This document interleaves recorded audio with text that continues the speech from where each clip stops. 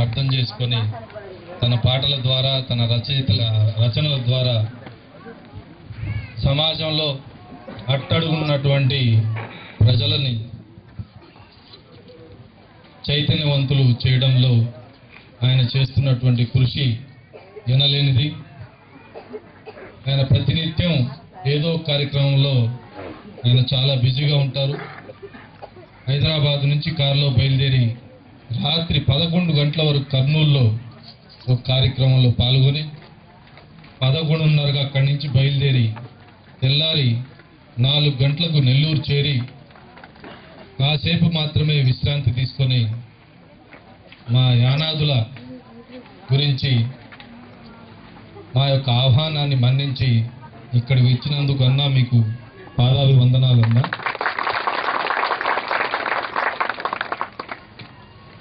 ప్రభుత్వం ఇలాంటి ప్రజా కవులకి ప్రజాసేవ చేస్తున్న వాళ్ళకి అన్నకు త్వరలోనే పద్మశ్రీ అవార్డు రావాలని మనసా వాచా కర్మన మీ అందరి తరఫున నేను కోరుకుంటున్నా.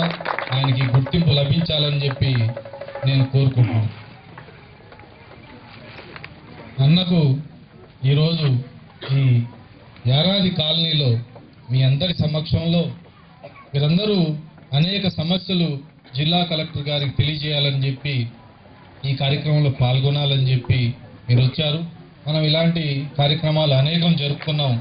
ఈరోజు పద్మభూషణ్ వెన్నెలకంటి రాఘవయ్య గారి గురించి స్మరించుకోవడం, ఆయన చేసిన సేవల గురించి స్మరించుకోవడం, అన్నని మనం కల్లారా చూడడం, ఆయన పాటని ప్రత్యక్షంగా మనం వినడం అనేది మన అదృష్టం.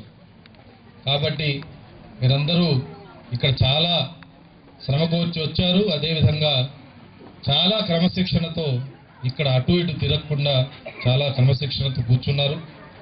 ఇప్పుడు అన్నని మన పెద్దలందరూ పైకి వచ్చి స్టేజ్ మీదకి వచ్చి అన్నని సత్కరించడానికి పిలుస్తున్నాం. మీరందరూ పైకి రావాల్సిందిగా కోరుతున్నాం. అన్న ఈవి తెలుసు కదా, ఈవి అన్న స్నేహితుడు.